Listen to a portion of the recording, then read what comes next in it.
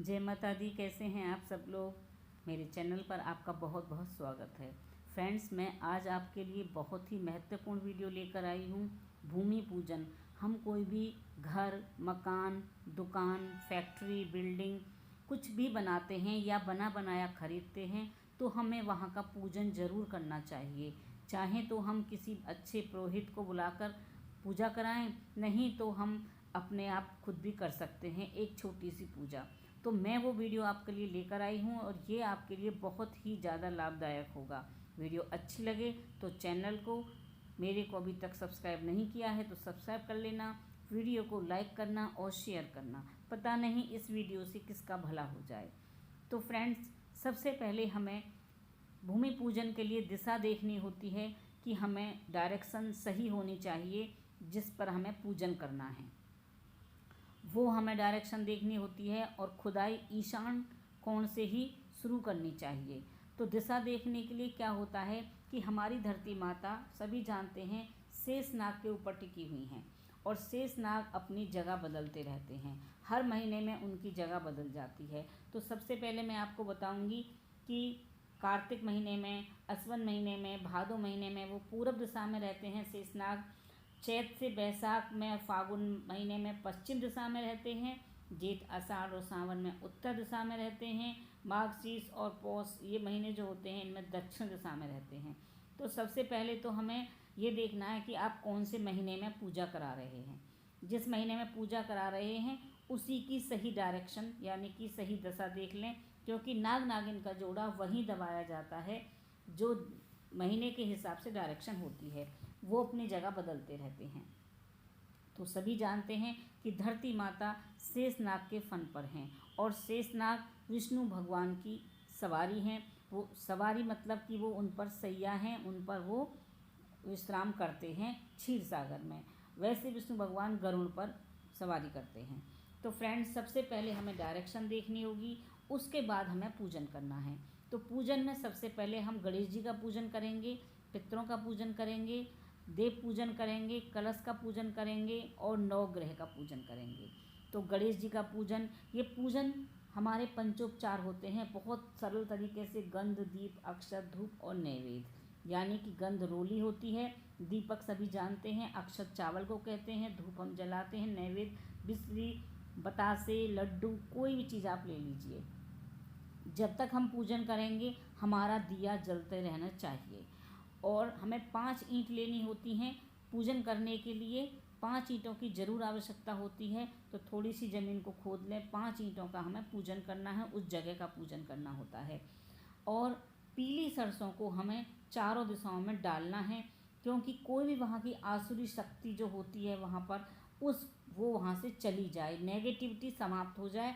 इसलिए पीली सरसों को लेकर चारों दिशाओं में, जो हमारा प्लॉट है या हमने बना बनाया मकान खरीदा है, फ्लैट खरीदा है, जो भी जगह दिया, हमें पीली सरसों वहाँ चारों तरफ डाल देनी चाहिए।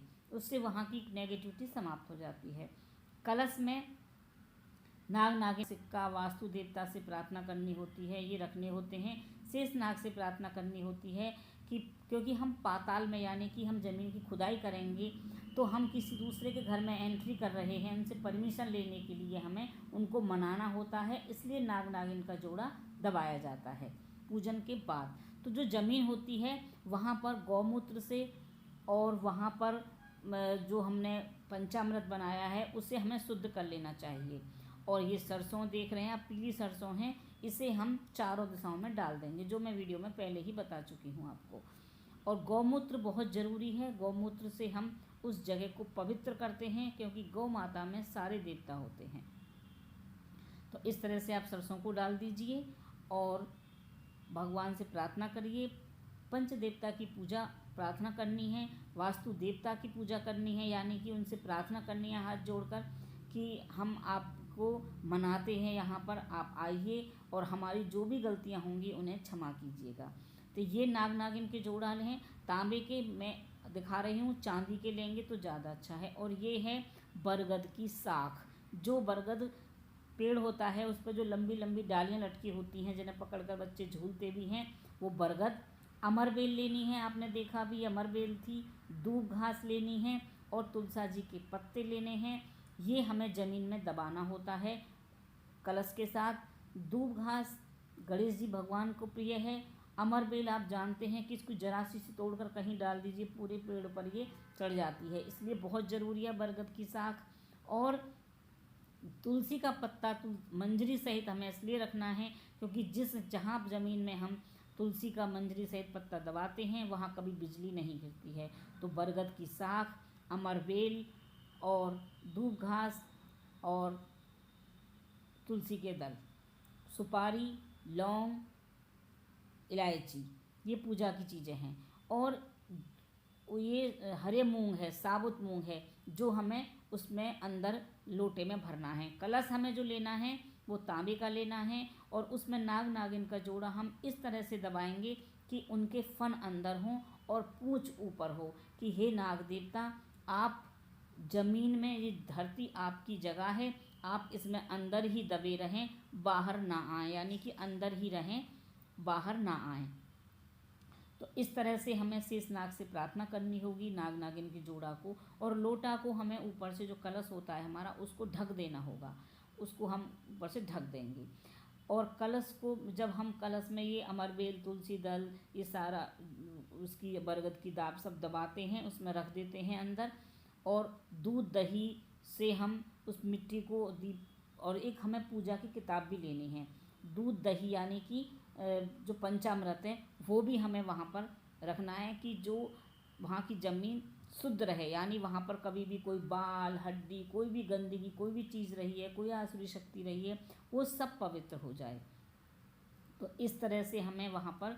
और एक धार्मिक पुस्तक, एक मैं पुरानी बात बताती हूँ कि हमारे जब गांव में ट्यूबवेल लगा था जिसमें से सिंचाई करते हैं पौधों की, तो मेरे दादाजी ने बहुत सारी पूजा की पुरानी किताबें दी थी कि इनको वहाँ नीम में रख देना उसमें। तो वो क्या होता है, जो पुरानी हमारी धार्मिक पुस्तकें होती हैं वो, नहीं तो एक कोई भी छोटा सा हनुमान चालीसा, आप कोई भी छोटी सी पुरानी पुस्तक ले लीजिए, वो वहाँ ज़रूर दबानी चाहिए, ये बहुत अच्छा होता है। और घर बनाने में जो भी दोष लगते हैं, यानी जैसे हमारी खुदाई होगी तो कीट हत्या हो गई, वृक्ष हत्या हो गई, यानी हमारा धरती माता पर जो फावड़ा चलेगा तो उनके ये सब जो वहाँ प्रहार होंगे एक तरह से, और हत्याएं होंगी, कीड़े मटकोड़े भी मरते हैं, पेड़ भी कटते हैं, घास भी कटती है, तो उन सब के निवारण के लिए हमें प्रार्थना करनी होती है और ये सब ज़मीन में दबाया जाता है। इसी तरह से सभी सामान नीम में या भूमि जो भी हम जगह ले रहे हैं उसमें दबा देते हैं और ईंटों का पूजन करते हैं। और मैं आपको बताना चाहती हूँ कि आपने बना बनाया मकान लिया है तो आप वहाँ पर अगर सादा फर्श है कोने में तो आप सादा फर्श में थोड़ा सा तोड़कर दबा दीजिए, नहीं तो अगर टाइल लगी हुई है तो एक टाइल निकलवा कर और उस जगह दबाकर दोबारा से टाइल लगवा सकते हैं। इस तरह से आपको पूजन करना चाहिए, बहुत ज़रूरी है। भूमि ने हमें रहने को घर दिया है, खाने को अन्न दिया है, नदियाँ, सड़कें, झरने, बहुत कुछ दिया है धरती माता ने, ये बहुत पूजनीय हैं, हमें सारी परेशानियों से मुक्ति मिलती है।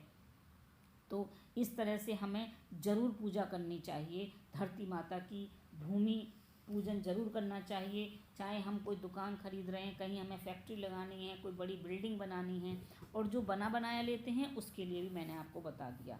और ये भी बता दिया कि जिस महीने में आप पूजन कर रहे हैं तो वो आपको कौन सी दिशा में करनी है।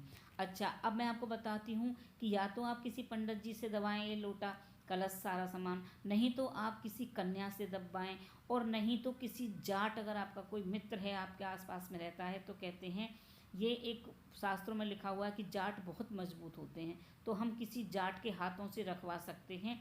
और जाट ना मिले तो कन्या या पंडित जी रख देते हैं।